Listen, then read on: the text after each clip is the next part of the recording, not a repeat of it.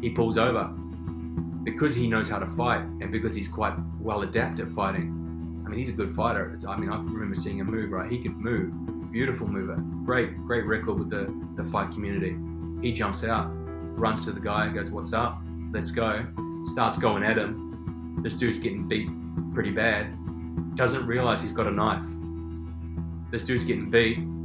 He pulls the knife and just swings.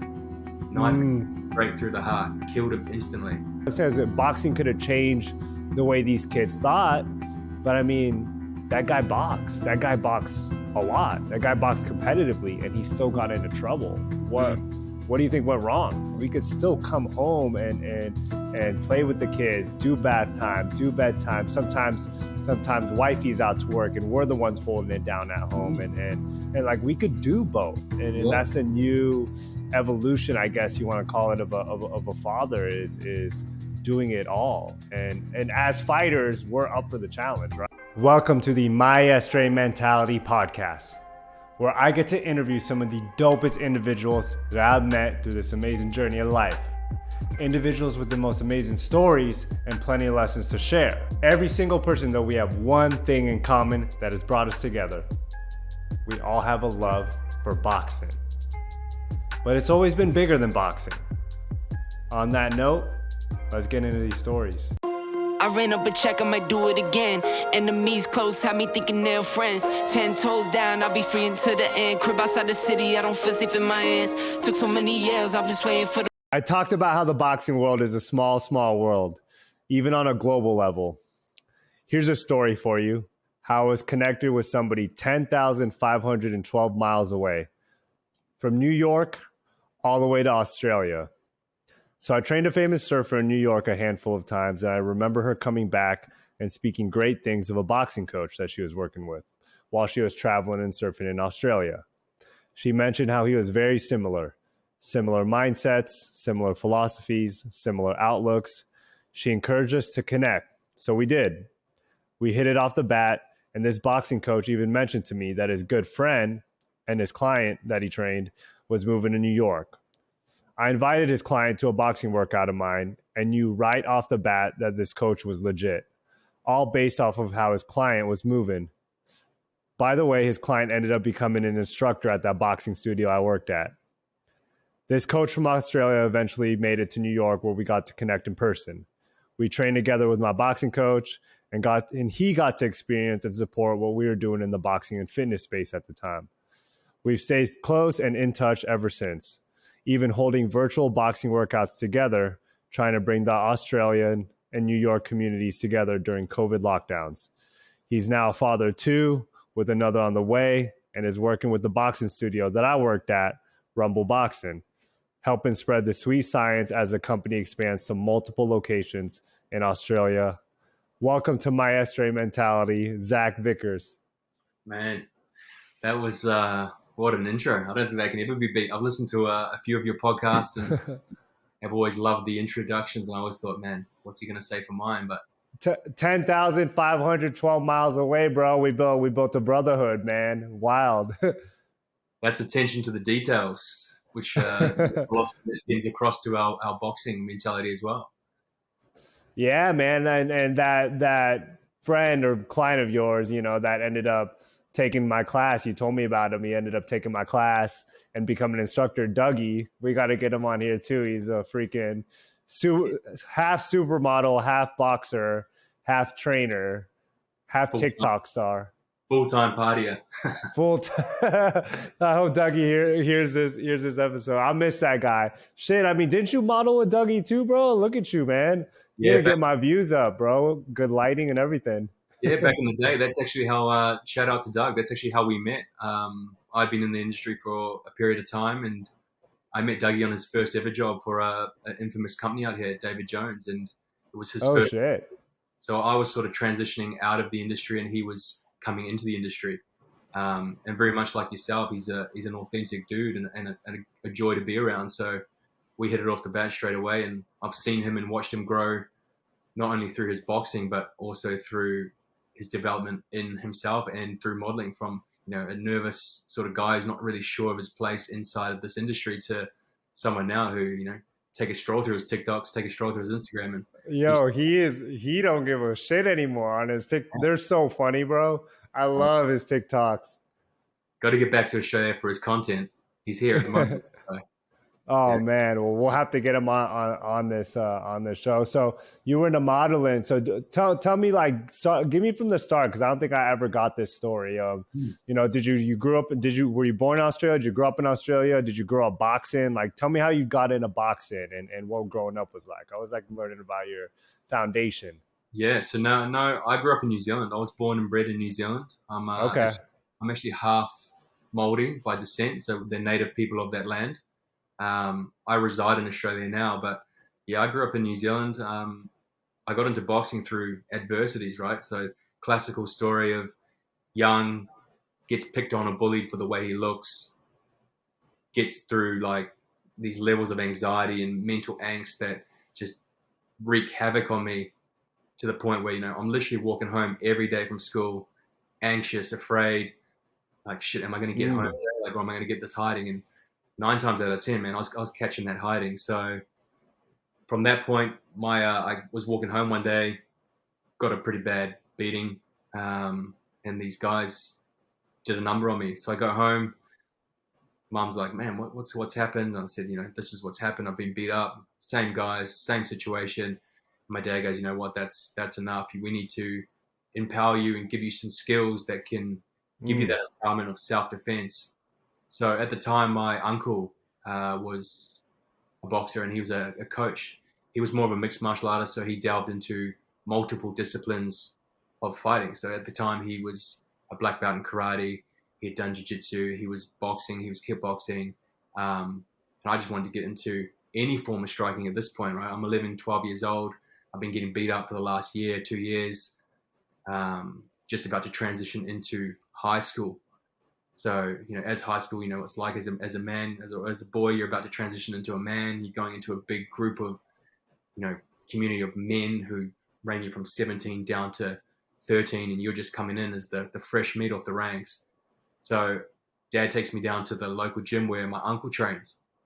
We start training and whatnot, and he starts to sort of teach me the skills from there. And then from there, I guess that's where my love for the art of fighting started. And it stemmed from, funnily enough, the way I looked was the reason why they bullied me. And the way I looked when we fast forward down the track was what allowed me to broaden my understanding of striking. And that's what allowed me to get to the cities of New York, live a period of time in Europe, travel across, but through the world of modeling, which is where I met, you know, one of my best mates, Doug, who we spoke with. And I used that as a sort of a method to travel the world, see the world, experience the world, but also to further develop my understanding of what boxing is and what it meant to me. Because at this time, I hadn't started traveling until I had finished university, which was about 22. From that point on, I started to travel. So is that when you started modeling? I started modeling a little bit earlier. So I started probably when I was about 18. Okay. And from there, 18 through to about 26 or 27. And then slowly started to transition out. So close to a decade in the industry. But that's sort of how I got started. So from 22 back dating to, you know, 11 or 12, I was just living in New Zealand, training under the tutelage of my uncle for the first period of my time, having a few fights under a local gym. And then from that point, man, I fell in love with the sport. Wow. So, I mean, and paint the picture for me more, because I've never been to New Zealand. I've never been to Australia. I want to understand the culture a little bit more. I do know that people that grew up in those areas, like the boys, the kids, they're tough, right? Yeah. So, I mean, fighting is second, kind of like in Hawaiian culture. I understand that a little better, that island culture. Like everyone likes to scrap. Everyone is very, you know, honorable of where they came from, prideful of where they come from, which nothing's wrong with that, but they take it to a whole nother level, right? So so these tough kids, you're 10 years old, you're getting bullied, you're getting beat up, you're getting picked on because of your looks. You're good looking, you're handsome, and that's why they're beating you up, huh? Because you didn't have that rugged like warrior look almost. Yeah. So to say. I mean, for me, I'm actually half Maori, so I'm half of the native people. I didn't get, so traditionally speaking, right, our culture is Polynesian, so dark Okay. as bone. So I actually used to get a lot of reverse racism. So I was Mm. ghost in high school because I was Polynesian by blood, but on the outlook or the external, I was white by skin. So they used to call me Ghost. Um, Oh shit. yeah, I mean, now when you reflect back, you kind of go, "That's quite a cool nickname. Like, call me that now." But when you're there, you go, Yo, you better change your Instagram handle, bro. "Yeah." But absolutely, man. Like Polynesians, they develop early. So you're going Mhm. 13, 14, going into these locker rooms for the first time, and they got full on, hairs on their chest, Yeah. into their arms, like they're full on men. And Yeah. the general Caucasian folk, we don't develop until a little bit later. So we're playing sport with these guys, and we're literally playing against a developed man, got muscles, got the hair, and got the testosterone thriving through their body. I Rugby's big out there, right? Rugby's massive at home Yeah. in New Zealand, absolutely. Did you Uh, play? I played, yeah, but I played rugby league. Slightly different, but small nuances to make the difference. But yeah, same. Yo, surprised you don't have cauliflower ear from that because that shit's crazy. Yeah, yeah, yeah. And People, you, yeah. Most Americans think we're nuts because we run into each other with no gear, no headgear, no pads, and man, it is crazy. But I definitely grew up in a culture where it was exactly as you said, right? People love to fight. They love to scrap. There was a sense of respect though, where it was like, "Yo, you got a problem with me, and I got a problem with you. Let's take it outside. Let's go. Create that ring of friends and family or whoever. Let's create that circle and let's go toe to toe with each other until one falls. And at the end of the day, get up, shake hands." That was in the early stages. So I went to an all boys school, 3,000 all boys, no females, no co-ed, all boys. So you can imagine the level of testosterone. There was a mm, period there where there was literally a fight at lunchtime and after school every day for like a solid 3 months. jeez. Hey man, you got a problem? Let's go. Bottom field, let's meet up. Let's punch it out every day. To the point where the school took our lunchtimes off us. They hired private security for after school to go along and make sure that no boys were fighting as they were going down to the train station or catching the local bus to get home. But they took our lunchtime so we could only go out for 15 minutes, eat our food, back into class, shortened our day. And then when it was time to go home, they had teachers monitoring the streets and they had private security making sure that there was no fights breaking out. So there was like less of a chance that you haven't fought going to that school. Every boy at that school has probably gotten in at least one scrap. Absolutely. Yeah. And then it kind of transitioned as I was growing up because motorcycle culture's big back in New Zealand as well. Mm-hmm, mm-hmm. A lot of motorcycle culture. And I grew up riding bikes. I still ride now. Um, and that as well, like, because you get young prospects who are your up and comers who get picked from high school, but they have to prove your worth, right? So they're going to school, they're getting into fights, they're out of school, they're getting into fights. So they just have this want or need to fight to almost prove themselves that, like I'm worthy of wearing this patch for this gang because look at me, I can beat up all these guys at school, I can handle myself. Um, and then it transitioned almost to a point where I got a little bit older in high school where that respect element of, hey man, we've got a problem. Let's go toe to toe, fist to fist. It transitioned out of that a little bit and became more, group mentality, group beatings, weapons started to be introduced. And, I was Mm. growing up with a guy who was a prospect boxer in school, and he was a couple of levels below me in terms of age. And he was a great boxer, and he was fighting at the time, competing at nationals, things like that. And that's when I first understood this idea of the double-edged sword. You always hear that expression, double-edged sword. You think, yeah, cool, I get it, but it doesn't hit home to me because I don't resonate with any particular situation that allows it to really feel something deep inside as to what that means. It was until I sort of, this kid, right? We're at a house party, and these house parties are wild. Like I've been to house parties, there's been 4,000 people, police helicopters. What? Yeah. Police helicopters are coming to break it up. I mean, it's crazy. You see it in movies, but I've been at parties where cops have linked arms and marched like they've created a chain of 10 people, linked arms, and started like marching to clear like a mass gathering of people. Anyway, so our house parties used to get pretty intense. This kid was into this girl at the time. It was like his girl, She had a house party and there was a doorless security, and these guys show up to the party. It was notorious back in New Zealand where, like I don't get invited to your party. That's cool. I still hear about it on the phone. It's like, that invisible wire. It's like, oh, Jez having a party. I'm coming. Even though I'm not invited, I'm still getting my boys and we're coming. Like it's that silent wire where it's like spreads, like I'm having a party. I feel like I'm watching like a movie right now. Like you see Never Back Down. You see that movie? Yeah. I feel like it's what I'm watching right now, but the New Zealand version. So like it spreads, so people come to these parties and they get private security, and your name's literally on a list. So these guys show up to this party, they're not on the list. The security says, "Hey, you know what? You're not on the list. Get out of here. Get gone." These guys are looking for a bit of trouble. They're young, same sort of thing, prospect motorcycle gang, or just generalized youth that are just up to mischief, up to no good.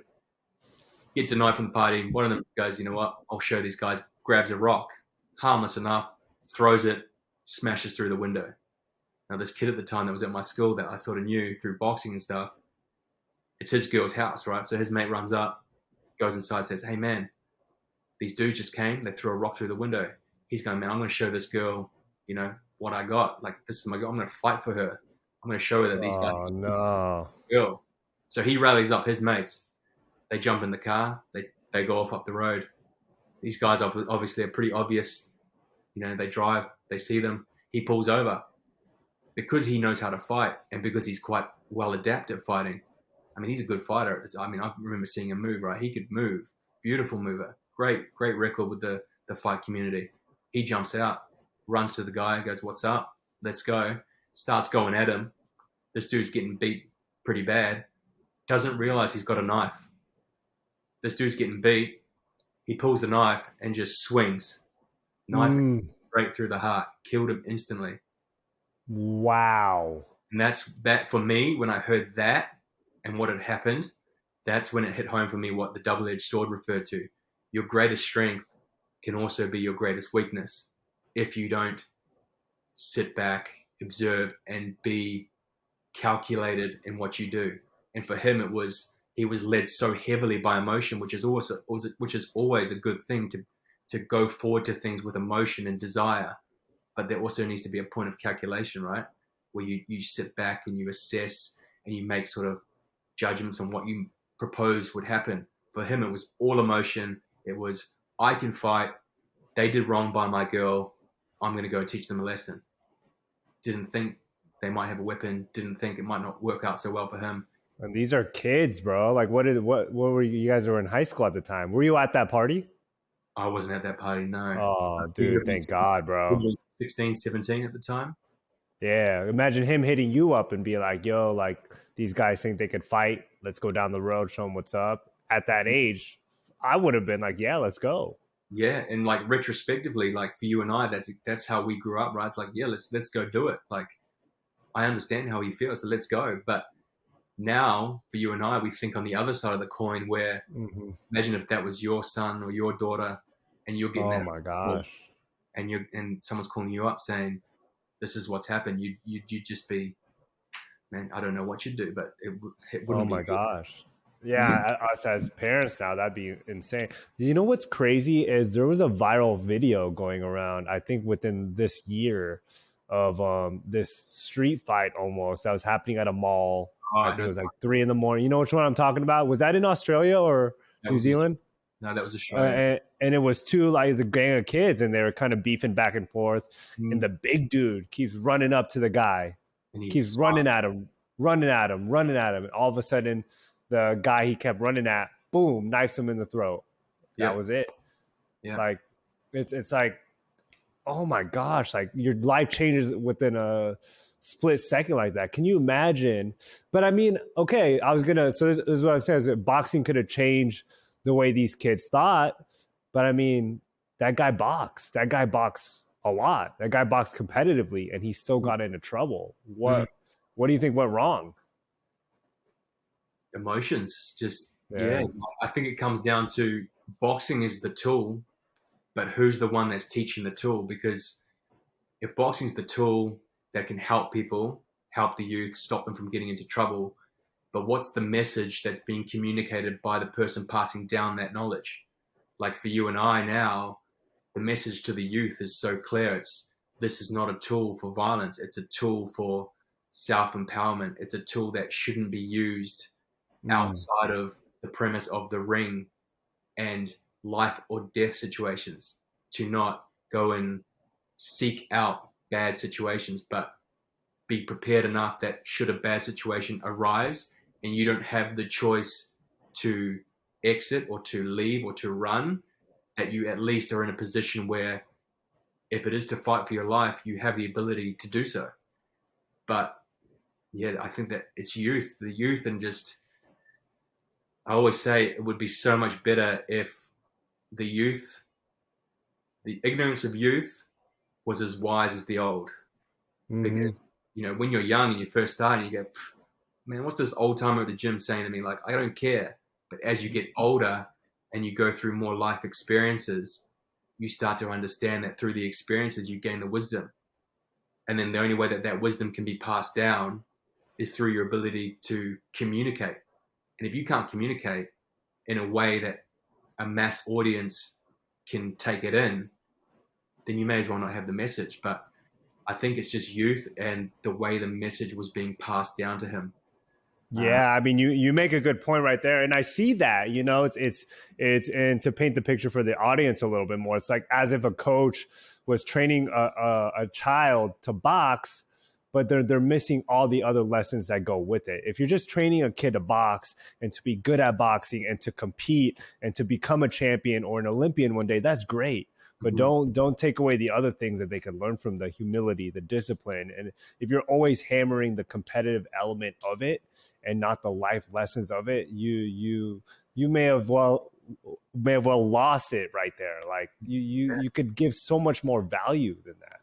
Yeah, and that's such a good point. Like you have that on your Instagram profile, that you teach boxing because there's things that are bigger than it. There's things that are more than something. I'm butchering it right now, but I'm starting to understand why you share boxing the way you do. And is that how you got into sharing it more with the mass population? Because most traditional fighters, and especially you grew up in that traditional fight culture. You grew up in a very heavy fight culture, especially out there in New Zealand, where it was a little more rugged and everyone wanted to scrap.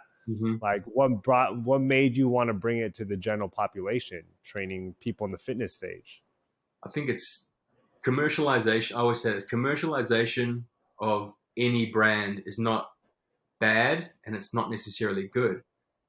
It's not the downfall of a brand, but it's the front runners or the pioneers or those trailblazers. It's the mindset that they have that decides the direction in terms of it being good or bad, right? So commercialization of what we do through group fitness scenarios. If you're too close-minded because you go, no, I'm all about the competitive side. I'm all about, I don't want to deal with these everyday heroes, these everyday warriors of, just your teachers, your fathers, your sons, your, construction workers, all just people who want to just box, but want to put the competitive side away. They don't want a bar of it. And I think that's where it gets lost, where the people are so close-minded that they go, if you don't want to fight, I don't want to know you. But I think through the way we grew up and the way that we teach, we understand that it's about assessing each and in every individual client that comes to you. And it's the same with the youth, right? So when you get these youth, and you know it as a coach, and most coaches on here would know it. When you get a kid or a girl or whoever, a man, female, old, young, when they come to you, after the first or second session, you can get a slight inkling on their intent behind why they're doing what they do. And at that point, it's up to you as a coach to make the decision whether you think that your lessons you can impart on them will help them for the better, or it's going to only further drive them to the latter, which is the bad situations. And then you got to decide, you got to weigh it up. You're going to go, this kid, he's troubled.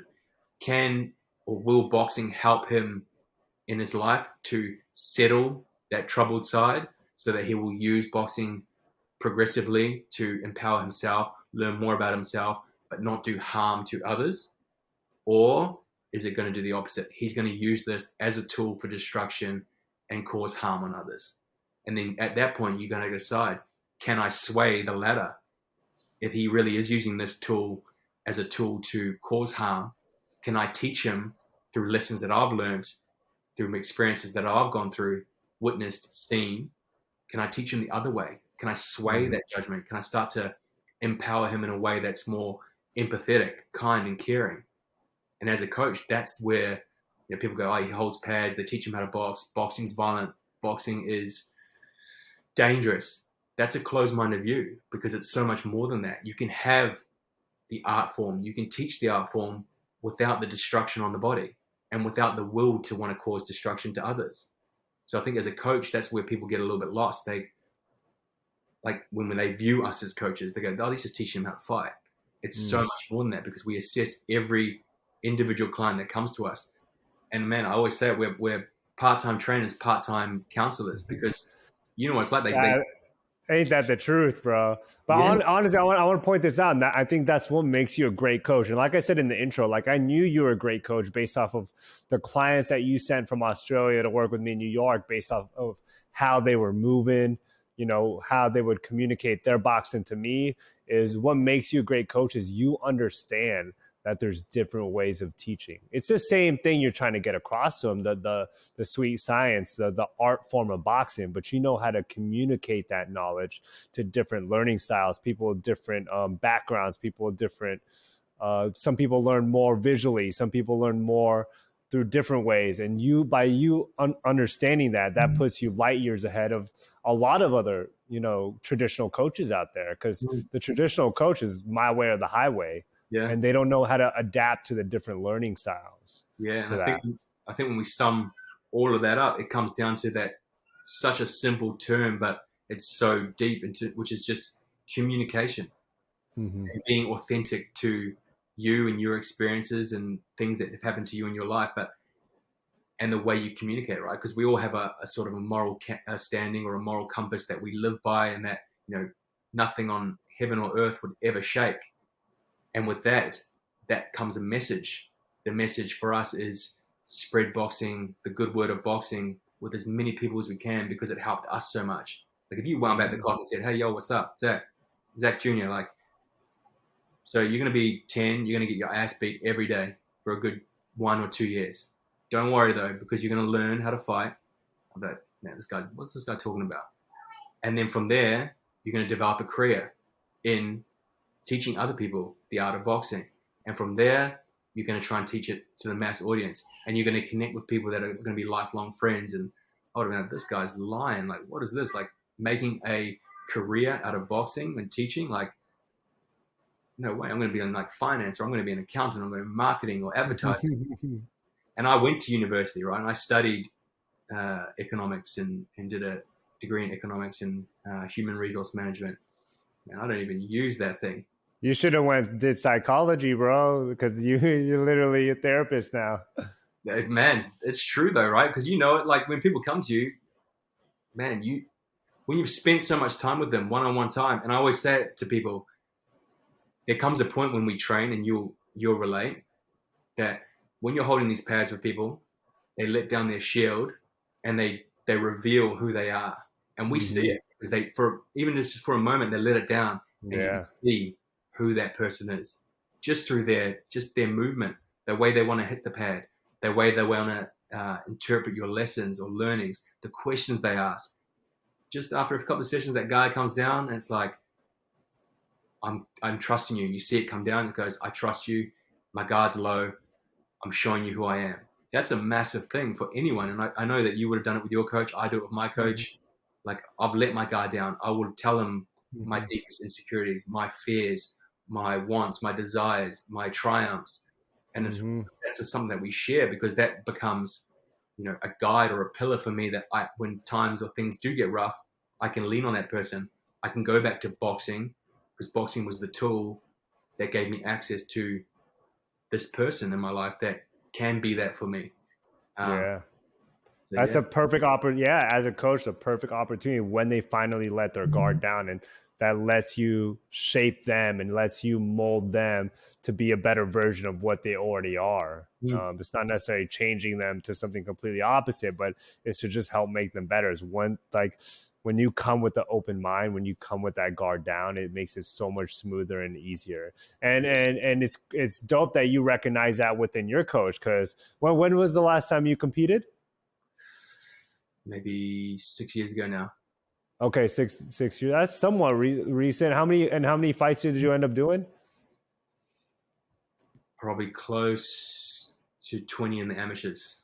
Okay, yeah, but still, you train every day. You train as if you are actively fighting. I mean, if you got a call to fight on a Jake Paul DAZN undercard, like you be ready to do it.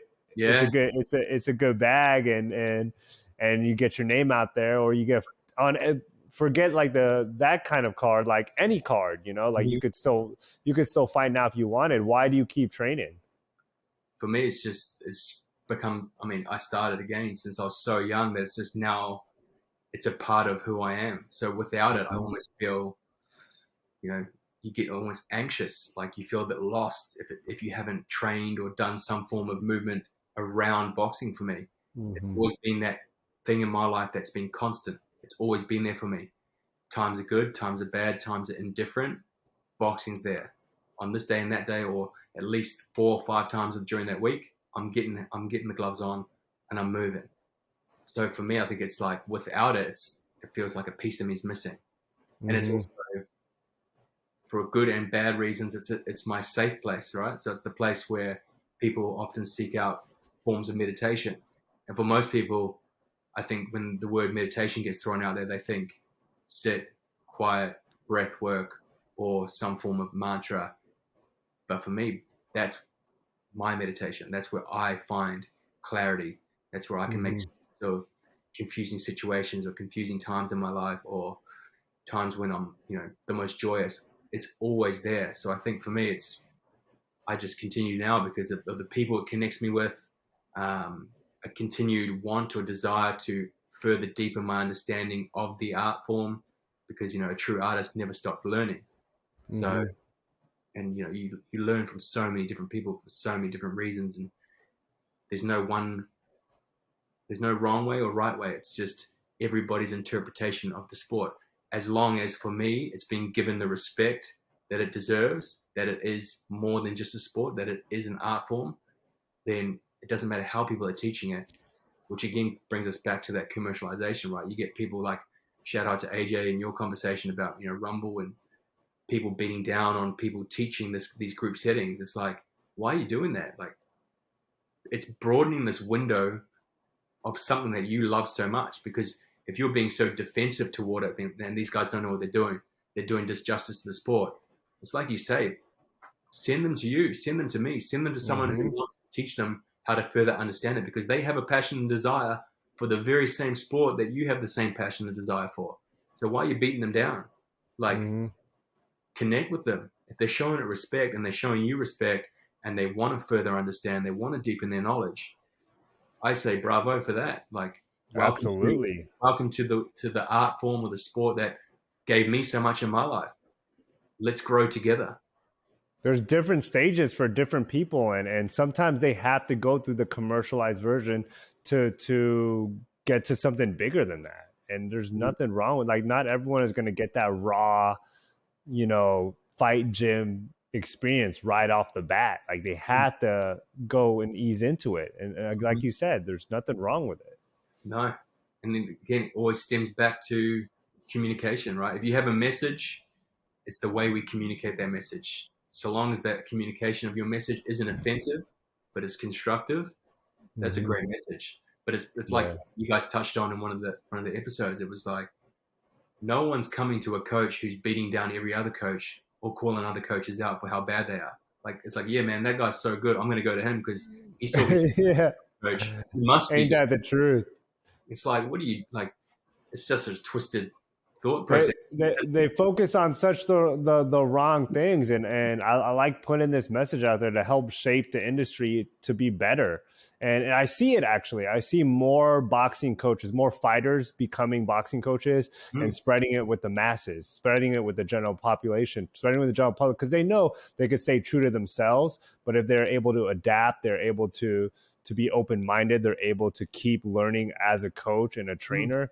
They can make a great living off of it and help a lot of people off of it. And it goes hand in hand. And you know, I still come across the traditional ones that take a little bit of time as well. Like I had somebody, like a troll, comment on my social media today, and he's a fighter, and he was like, I saw in your post you said you actively competed the last 10 years, but last fight you had was 2018. That was 5 years ago.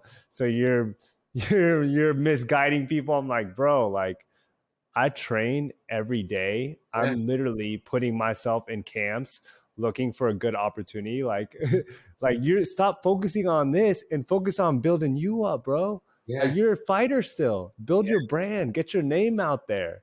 You know, why you tripping off of me? And an experience is an experience, right? Whether we experienced it when I was 10 or whether I experienced it when I was 18 or you back in 2018. You still felt those emotions and learned those lessons from that experience. It doesn't matter about the date. The experience is there. It's ingrained in you. How you adapted to that experience. So it's kind of like your lessons that you've learned from now backdating all the way to when you first began this journey. Those lessons are there. Just to be actively competing doesn't make you any better or worse as a coach. It's just another aspect to I saw that message. I just started laughing. I was like, dude, you completely missed the part. Yeah. Bro, go and have 2 kids, man, and see how much time you got to fight. Yeah, I know. Straight up. I mean, speaking of, 2 kids, baby boy, baby girl, another one on the way. Do you know the gender yet? I don't. I think it's a boy. Oh, okay. Good for you. You wait until all of them have been a surprise. When is the missus due? Any day now. Oh shit. Yeah. Bro. Yeah, like in the next 5 days or so, it's due. Yeah. You're 3, man. I'm at 2, and I'm exhausted. How are you feeling? Very much the same. I don't know. There's a no refund policy on children. Damn right. Deal's done, signed, and delivered. It's and you got no choice, right? You just got to do what you got to do. And it's like we were saying earlier. It's you would live and you would lay down your life for your family, and another addition to that doesn't change. I'm still going to live with my family. I'll fight for my family. I'll do everything I can in my power to empower and give them the best life that I can, the same way that my parents gave to me. So whether it's 2, it's 1, or it's 3, it's the same. It's just the blank. Are you done at 3, or you go for more? Bro, I thought I was done at 2. 3 was a surprise. Yeah. I thought I was done at 1. 2's good. Yeah, I thought I was done at 1. 2 was a surprise, an incredible blessing. Like I couldn't imagine life without baby Emmy, but after that, I'm done. I got snipped. I'm done. That's it. I highly recommend it, bro. I got to book that in ASAP. Yeah, for sure. Don't make the wifey go through any more shit. Man, they gone through too much. We get the easy job. Oh, that's the least we could do, right? Yeah, exactly. Well, dude, like congrats on your 3rd. So what gives you the energy to keep going? Because I get that, like the no refund policy at times, like at the height of like 2 a.m, one baby screaming because he's in bed with us. The other one is waking up at like 2 a.m, wanting to be fed.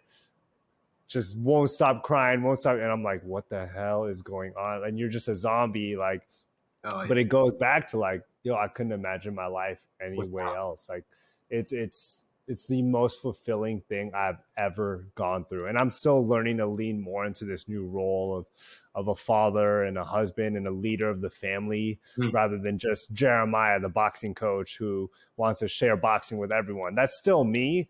But how do I lean more into this is the main thing now is my people, my tribe, my family. Yeah. Like how do you find the energy? I think that's the thing with society today, right? We look to classify things because if we can't place Jeremiah or we can't place Zach or we can't place AJ or anyone in a box, it's like, I don't know who you are. I don't know what you do. It's like, if I can't call you a meat eater, if I can't call you vegan, vegetarian, then you're an alien to me. It's like this classification thing, right? So for you, it's like Jeremiah, the boxing guy. It's like, yeah, that's who I am at the very surface level. But family is what runs deep. Like the people you let close to your family, those are the people that truly know you, because that's your most sacred possession on this earth is them, because they are your legacy. They're your future. That's what's going to supersede you in life. When you pass, they continue on. What you teach and give them in life is what they'll take on and then hopefully impass to their children and so on and so forth. I think it's all that stems down to is balance. Like there's like, I'm big into mental health for lots of reasons. Firstly, boxing got me into boxing through bullying because of the anxiety it gave me. So that idea of mental health, which I think on the positive side, it made me more empathetic and understanding of others' feelings in certain situations. Secondly, through really close friends of mine that I thought, and close family members that I thought were impenetrable, 10 feet tall, bulletproof, depression, never touched them. Bam, hit them like a sack of bricks. They're dropped, depressed. So that side of things. But I say it all the time, is that how can we appreciate the good times? So the times when we take our kids to the playground, they laugh, they smile, they give us those hugs, those kisses. How can we appreciate that if we don't go through the other times, which is 2 a.m. in the morning, both are awake, screaming your eardrums out, and you're laying there going, what have I done?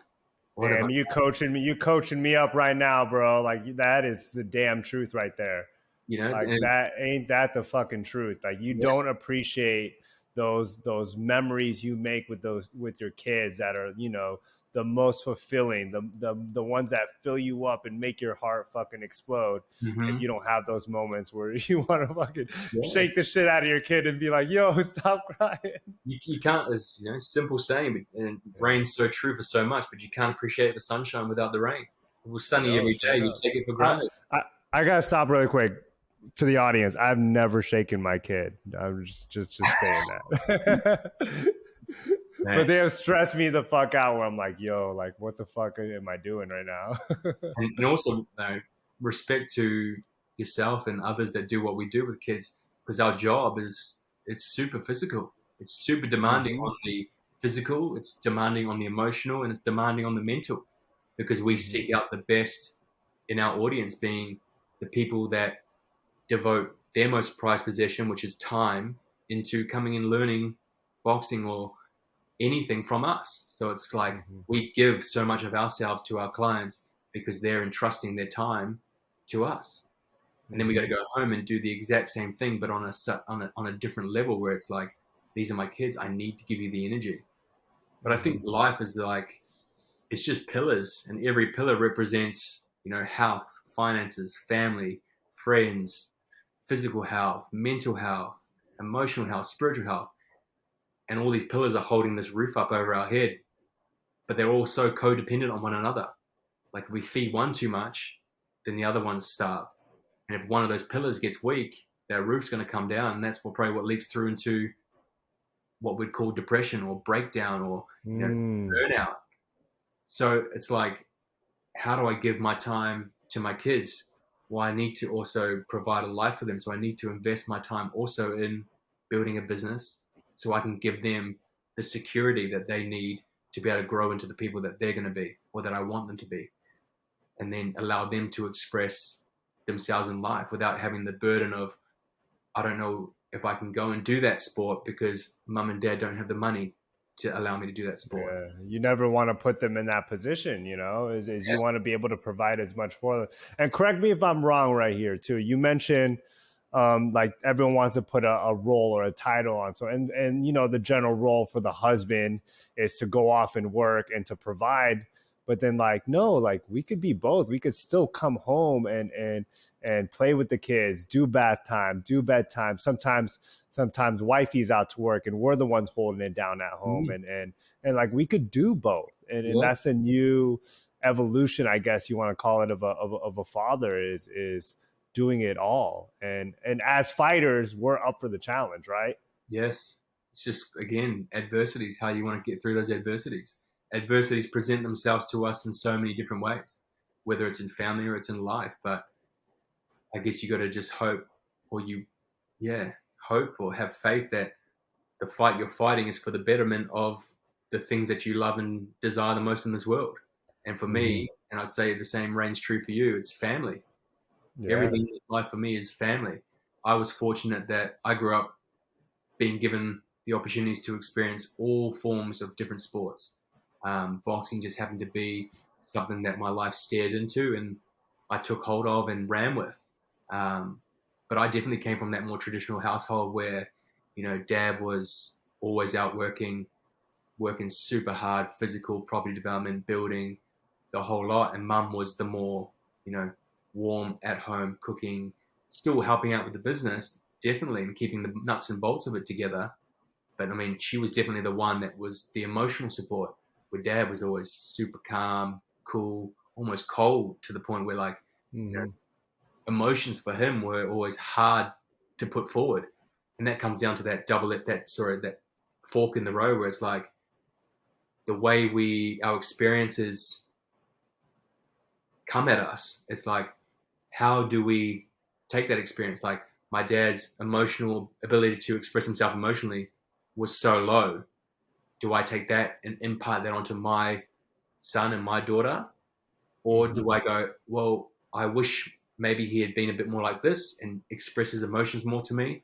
And now I know that I'm going to be equal parts hard to my son and daughter, but also equal parts loving and affectionate and tell them, cuddle them, kiss them, but also be what he was, which was a rock, right? It's like, that's that place of safety. It's like, if he ain't shaking, everything's good. If he's not worried, we're good. I don't need to worry about anything because dad's got it under control. I mean, that's how my dad was too. And you know what? Now that I look back at it, now that I'm a father, like, my dad may not have been the most emotional father, but like everything he did looking back, like we knew he did it because he loved us, right? Like maybe he wasn't shown the emotions, but like the way he worked, the way he hustled, the way he always provided, the way he always picked us up at school, dropped us off at practice. We knew like now I really know, like, damn, my fucking pops was down for me. And again, you take that and you make it your own and use it to be there for your kids and to like elevate it a little bit more, right? To make it your own style of parenting. Yes, absolutely. Yeah. No better way to put it. We are a reflection of our parents with the ability to throw pebbles in the water to create that ripple to change. Yeah. And with every generation, it gets stronger, it gets better, and that's what you want to hope for, and so the legacy lives on, you know, and further develops and gets stronger and deeper, and it's, in every facet of what a relationship is, and that's, I guess, our hopes. You got to break.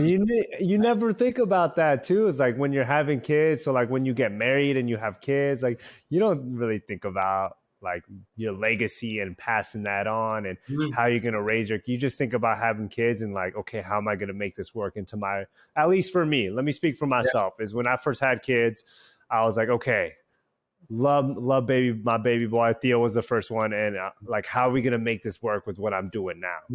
But it doesn't, it teaches you and it shows you like, no, it's bigger than that. This is bigger than you teaching a class right now, and it'll make that better even more. But at the same time, like, this is the real challenge, and the real lesson is raising a child, and it's a learning experience every day. And I think one of the most beautiful things is that when you have kids, you have a newfound view on your parents, right? Because now you start to see things differently, because now you've got your rights. Now you start to understand your parents on a different level, because you're going to go through the same things that they went through. You're going to start to understand maybe some of the thought processes and emotions that they felt at certain times, because you're going to go through now.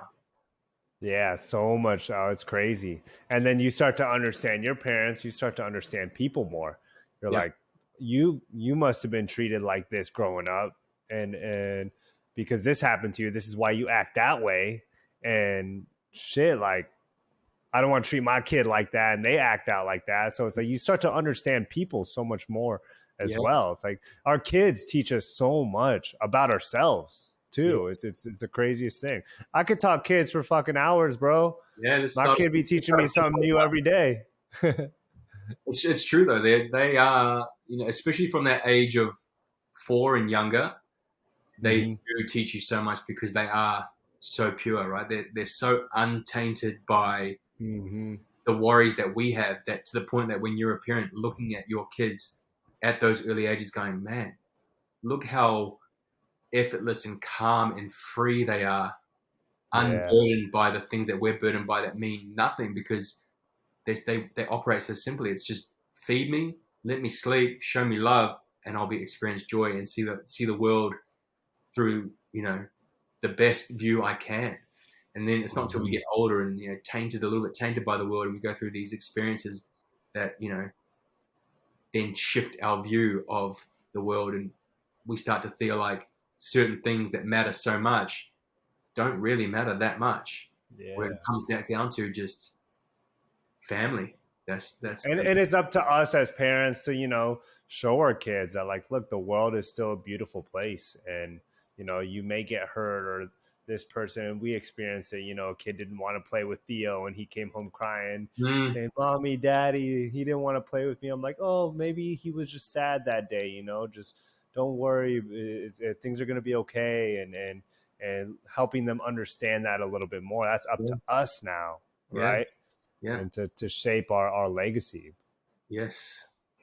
It's our they watch us, bro. It's crazy. It's I do one thing and Theo's boom, he's doing the same thing.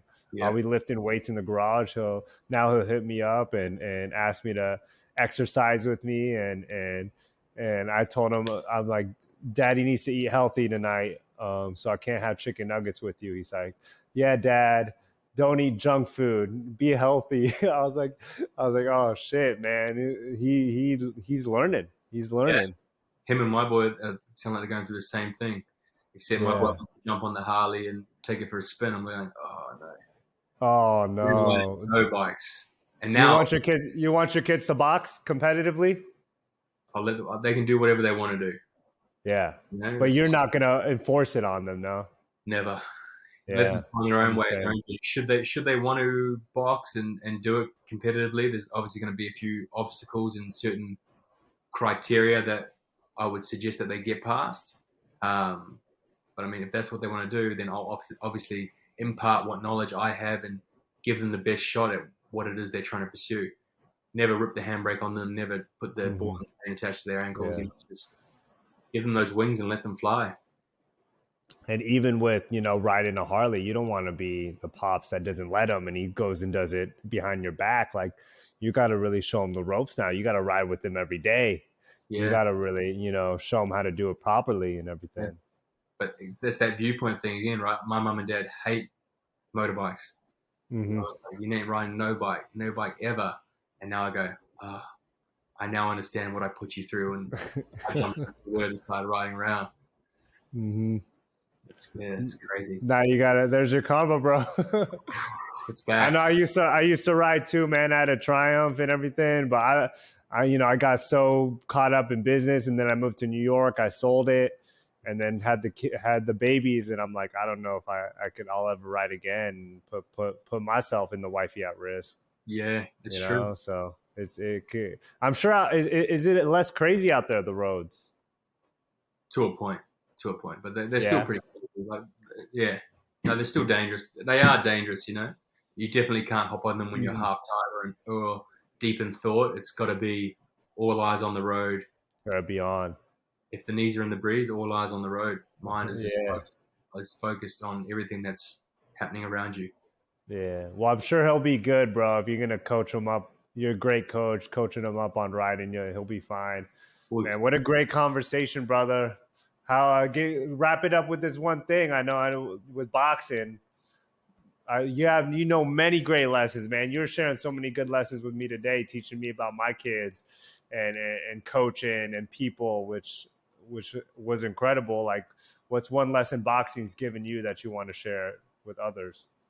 Just dare to be great. Just dare to try. I feel like in today's society, people are so marveled by these incredible feats that other people do, but it's to the point where like these feats are incredible, they are amazing, but just dare to try it yourself. And my dad and I have this thing where we say, just one after the other, which just means just put one foot after the other and just dare to try. So I think that's what boxing's taught me, is just no matter what you're feeling physically, emotionally, spiritually, just dare to give it a try. And it comes back to that classic saying where 100% of the opportunities you didn't take, you missed. Just try. And then for us, for you and I, us trying in times where we feel like, the fear of failing is so great, we're inspiring our kids to do the same. It's like, embrace the fear, use the harsh critics and judgment of others, use that as the fuel that makes you want to put that foot in front of the other, and then the other one, and the other one, and then just start going. And before you know it, you'll turn around and that start line is miles behind you. But just dare to try. Well, building off of that, even I think you have such a relentlessness about you. I mean, you're constantly driving at something. And I know even if there's something like you need from me, like you'll constantly keep pushing because you want to learn more. You want to put yourself out there more. You want to experience new things, is you're relentless about it. And hence why you and I have connected so well. And we've stayed in touch, so strongly from the last few years. Like I feel like I've known you forever, and it's crazy. Like we had only met in person maybe once, but like we're chopping it up on social media every day, like giving feedback off of our content, our posts, our stories, and checking in. How's the family? It's, you don't experience that much. And hence why I was excited to have you on the podcast, sharing the story, and hopefully have you back to share many more. Yeah, I appreciate it for sure. Zack Vickers, everyone. How's everyone find you, brother, and connect with you? On socials is the easiest way to find me and connect. The only Zacky V on Instagram. Okay. Feel free to reach out. No TikTok. No TikTok. I'll let Dougie take that one. You gotta do some content with Dougie on his or something, or some boxing content or something. Speaking of Doug, we're gonna get him on.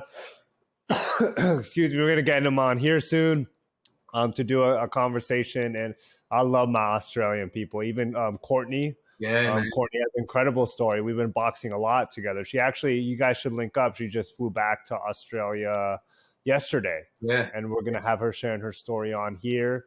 Hopefully, I could make it to Australia soon too, man. We'll do a workout, hold a seminar, do some training or something. I've been wanting to make my way out. I love my Australian friends and Australian people. Like it's the podcast has a good group of supporters from Australia, which I'm grateful for, and I cannot wait to come visit. Man, I got you when you're out here for sure. Yeah, Zack Vickers, ladies and gentlemen, born and bred in New Zealand, model / Harley rider / boxer / coach / father / husband. Man, you're doing it all. You're an inspiration to me, man, and grateful to have you on the show. Grateful to have you back on the show in the future. Talk more boxing, talk more life, talk more stories, and everything. I appreciate the time, and like attracts like, man. For everything that you're grateful for in me, I'm grateful for in you too. So I appreciate you showing. Yes, sir. Well, you visited me in New York, man. You got to visit in California. Let's go. It's easier flight too. It's just one flight for me. Easy. Yes, sir. Thank you, brother. Thank you.